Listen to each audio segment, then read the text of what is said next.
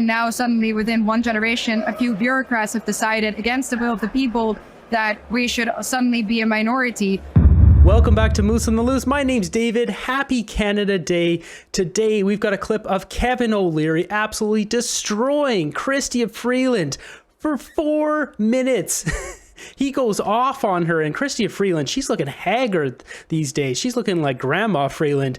I think Trudeau's going to throw her out, and she knows about it, and that's why she's looking so stressed. We also got some clips here of the Pride Parade in Toronto. It's absolutely ridiculous. Most of the accounting firms here have been advising their clients over the last 90 days about all the strategies we're doing to exit Canada, to sell assets here, to pay taxes on them now and move them elsewhere. And so you're starting to see that migration of capital already. And I would argue that that's a policy mistake in terms of the competition between, you don't want to be at the bottom of corporate tax rates in the G20, and you don't need to be at the top. You want to be in the middle somewhere. So we're going down into the fourth quartile of competitiveness, which is a horrific mistake, from somewhere in the middle. And again, you know, trying to be, I want to be respect Freeland because she is the finance minister, but I don't know why she's the finance minister. She has no experience at this, and she's never even run a bank. I mean, I don't know. I don't know why she's there, and she's totally unqualified. And here she is making policy mistakes left and right, and here's a bad one. And this costs Canadian. This is very Canada. It's very expensive to make mistakes like this. The damage she's doing now will be felt, if it doesn't get repaired immediately, for decades. And so bad managers do a lot of damage, and she is a very bad, underqualified manager. And I don't mean any disrespect. I'm just saying, why can't I have a real finance minister? Why can't I have someone who actually was involved in financial services in this country? Why do I have that? And she works for me. I'm a taxpayer. Well, speaking of taxes, the former head of the CPPIB was concerned that this change would pull forward a lot of tax revenue for the current year and the current government, and then create some complications down the road. So if we're trying to find a recipe for tax revenue for Canada in the future, where you can grow the economy, have a productive economy, but not deal with the tax issue by just having overtaxation of your citizens, you talked about the missed opportunity on natural resources. What else do you think we could be doing over the long term? I've, preparing this, I'm like everybody else. I blew out a lot of assets and I moved them elsewhere. I'm going to pay the capital gains under the old, which I thought was fair. So you did. You took steps. Everybody before. has. I mean, everybody has done that. It's just, the government signaled it. We all made our moves, and that capital won't be coming back here. I think the best thing to do is to do an overall. I look at it this way. I mean, I always want to respect leadership because it's so hard to be a politician. Remember, I tried it once myself. It's not easy, and I respect what they do. And Justin Trudeau and his cabinet have done, they're very successful in terms of the longevity. But I really believe this to be true now. Canada, as you look at resources per capita, is one of the richest countries on earth run by idiots. And so what I'd like to see is a spatula in terms of policy. A big change here, big change in leadership, big spatula, scrape everybody out of there and start from scratch and reboot the country, Canada 2.0. We could be so competitive here. Look at Norway versus us. Back in the 70s, Norway put energy policy in place that paid a royalty to sovereign wealth. They didn't squander their money. They're the wealthiest people on earth, or one of the wealthiest per capita. But we started the same week with the same oil in Alberta, and we just pissed all that money away in this country. And we could have been Norway. We can do it again, is my whole point. This place desperately needs leadership that understands the potential of the country and what to do in terms of putting the right people in the cabinet positions. You need qualified individuals in the parliamentary system. We have unqualified, weak managers. And I mean no disrespect, but I wouldn't let them run a bodega. I mean, they don't know what they're doing. And, here I am ranting and raving, but I think a lot of people feel this way about this country. So much potential, so squandered, weak leadership. Let's change it.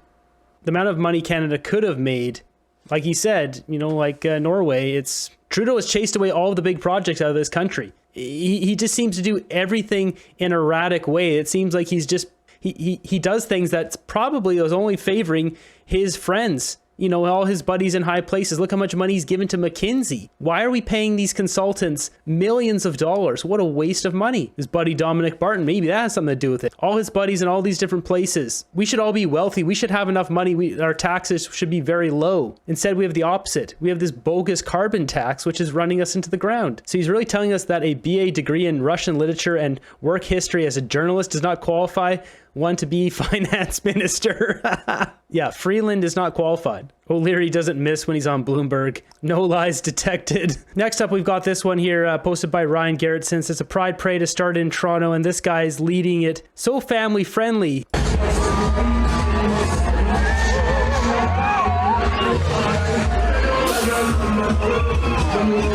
People need to stop supporting this. Stop going out there and cheering on this crap. This is ridiculous. Why are we wasting money on this? Like, take all of this money and go help the homeless. What's wrong with you people? Who set this up? Stop wasting money. If people want to celebrate this, fine. Just go down to a park and celebrate it yourself. There's lots of parks throughout all the cities. You don't need to have all the streets shut down. They spend thousands of dollars putting in these gates and all this crap. So next up, we got the Pride Parade in Toronto. We've got Chrystia Freeland posting some photos with Justin Trudeau. Chrystia Freeland's looking haggard. I think she's about to be kicked out. Dude, what's wrong with you? Why are you posting with these idiots?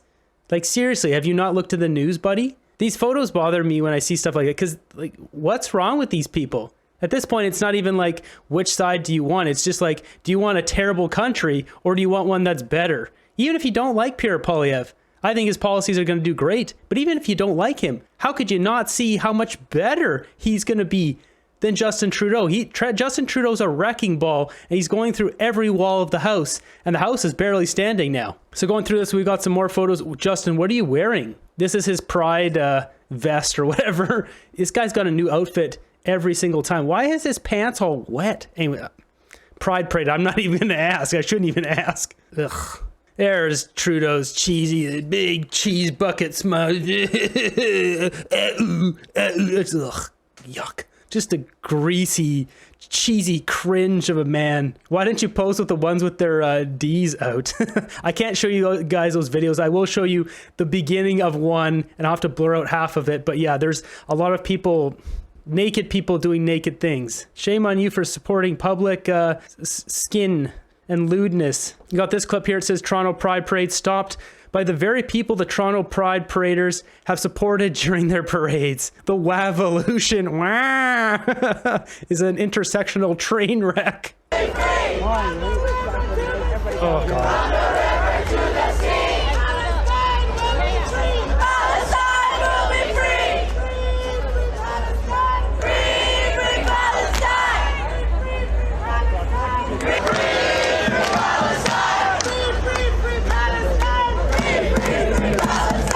You're not winning your conflict sitting in Canadian streets. This is ridiculous. I'm more oppressed. No, I'm more oppressed.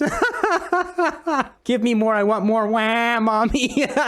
These comments are savage. We've got another one here. Same sort of moment. Our first demand is an easy one. It's that Pride Toronto must declare itself an pride-free zone.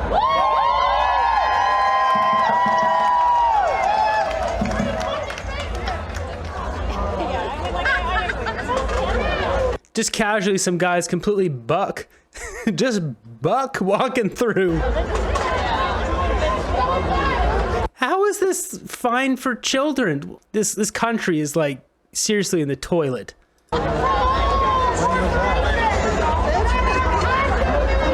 You know, there's certain places like Wreck Beach in Vancouver where that's where people go to take off their clothes. And parents know that and they don't take their kids there. But in the middle of the street in Toronto, like... We've got this one here. Look who it is. It's Olivia Chow, the mayor of Toronto. What do we even say anymore? We got a bunch of like overweight people bouncing around the street with their ding-dongs flapping around. There's no other way to say it. Like, why is this acceptable? Do this at home. No one cares. There is a clip of this that has none of the blurring. I'm glad somebody blurred all this out. Saves my life a lot of work. I don't know what to say anymore. This is what we want to teach our kids. Like, this is... Welcome to Renaissance France 500 years ago. We got this clip here from Ezra Levant saying earlier this morning, Toronto's Pride of Israel synagogue was smashed. Basically goes on to say there's one cop taking pictures and that's about it. That's not in the news. No one's talking about it. And he says this won't stop until we stop mass immigration. Ezra Levant standing in front of the Pride of Israel synagogue in North Toronto. It's ironic, today is Pride Parade Day in Toronto, and the Toronto police have tweeted out a bunch of tweets celebrating Pride. I think this synagogue was named before Pride took on its current connotations. I think we should tell the Toronto police that this is a gay synagogue, so maybe they'd give a damn. I don't know if you can see, but its windows were absolutely smashed. I'm told this happened in the wee hours this morning. You can see broken glass everywhere. To the synagogue, just open. There's one police officer who was here taking pictures. I see rocks in there. I don't know if those rocks were used to smash things or not. Where is everybody? Where's the police? I mean, they took some pictures, thanks very little. Where's the local MP, Yara Sachs, who's Jewish herself, as the name suggests? I don't think she gives a damn. In fact, you might recall a few months ago, she flew to meet the head of the PLO and gave him a loving handshake and smiled for his selfie with him. Where's Justin Trudeau? He's probably sleeping off his hangover from his party last night. He doesn't give a damn about Jews.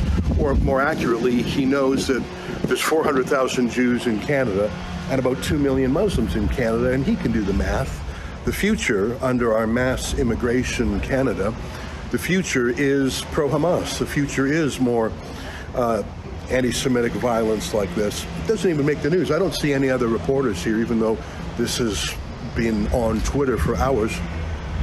We have a problem in Canada with two-tier policing. If this were a mosque or a gay synagogue, if Pride of Israel really was a gay synagogue, oh, this would be huge news. Trudeau would have a press conference, but it's just the Jews, so who gives a damn?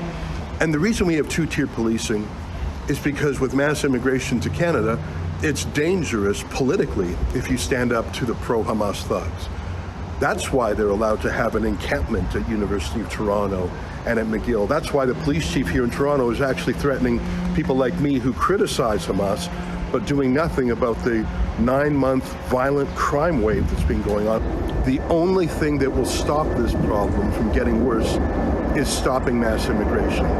And the only thing that will fix this problem and make it better is deporting foreign, violent anti-Semites. So I had to cut about half this interview because it keeps using a bunch of words that I'm not allowed to have on here. But I encourage you to check out my X account. I've reposted it there if you want to see the full video. Next up, we got this clip here from Eva Vlanderbroek. She's a freedom fighter, I guess is what's the way to say it. She pushes back against the woke left. Of course, you're going to be attacked if you say, hey, this continent, Europe, has been predominantly white for, the entirety of its history. And now suddenly within one generation, a few bureaucrats have decided against the will of the people that we should suddenly be a minority. Why do we agree with that? Or why do we allow that to happen? If you say that, you are going to be attacked. But the only other option then you have is say nothing and have it happen. So the choice is yours, and I've made my choice. It wasn't just predominantly white, Eve. It was entirely white. My parents were born in the 1930s and never seen a non-white person for real before they were adults. So there's a bit of pushback here. Some people saying that, Europe was taken over multiple times throughout history. There's a little bit of back and forth here. That last comment said that that guy's parents had never seen anyone who wasn't white. Europe should always remain white. This is our continent. There's a lot of heated emotions in here. Should be value-based, reasonable levels of immigration always occurs. The level of migration happening now is not organic, but heavily manipulated to achieve a desired outcome. This is a good take here. The root cause should be addressed. What Europeans must understand is that white Europeans are the ones who are primarily creating the circumstances for this illegal migration crisis. When the West stops destabilizing these countries, those migrants will have no reason to leave. One thing that needs to be emphasized consistently is we never voted for this. It was forced on us. That's a good thing to note here. Like in Canada, same thing. Next Next up, I got a clip here of Joe Biden. It's been stated by different news media that Joe Biden is going to step down after his humiliating defeat against Trump in the last debate. It's very clear he's got late-stage dementia. Tucker Carlson said that. There's numerous other reports. There's a video too of going around where it's him in 2019 versus this year in the debates, and it's no question. Biden's just not there anymore. He's probably not going to last that many more years. His dementia looks pretty severe, like he's just losing his cognitive ability. So I guess probably a lot of his donors are angry that, you know, it didn't look good. He's going to step down is what they're saying. Look out. I don't know what's going to happen in America. They're going to have another candidate step in there, even though he already won all the primaries. Speaking of elections, we've got this. So the Marine Le Pen's reaction, this is the far right party in France. It says here they have won the first round of the French parliamentary election. So they won it there, and the reaction, let's look at the people of the street. So the reactions come from two sets of people. The people who support this far-right party winning, we've got these people.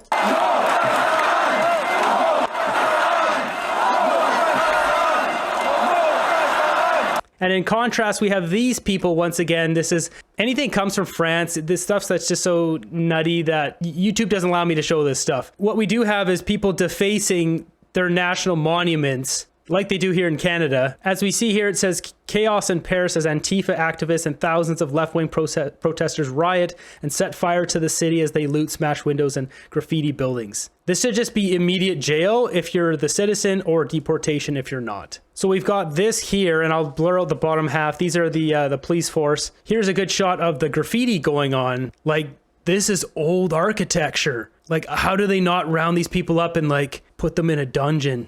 That's bad. And these people don't care. They don't care about these countries. They don't care about the places they've escaped their country to come to. It's disgraceful. There's other footage here. I can't show you guys this. If you want to check out Ollie London on X, you can check out this video. Cancel the Paris Olympics. These temper tantrums are getting tiresome. Law and order is so badly needed everywhere. Yeah. Jumping over to my group, let's see what memes we've got today. Happy Canada Day. That's right. Give him a little knock upside the head there. So as promised, here's Justin Trudeau getting punched in the face for Canada Day. Get him, get him, get him. Yeah.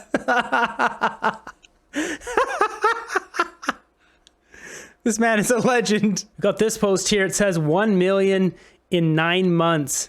Yeah, I mean, Trudeau brings in about 1.3 million people a year, trying to bring in voters. Canada surpassed 41 million people the first quarter of 2024, reaching, this 41 million by April 1st. It's a lot of people showing up thinking they're going to get a better life here. They're not. They're going to get a horrible life. There's a few places in Canada where you can still live and it's cheap. They're the places nobody wants to live. And if you have a remote job, you know, that would be these people's only chance. But they get places where, you know, once their free accommodation runs out, they're screwed. We will roll up our sleeves and work hard to keep delivering for Canadians.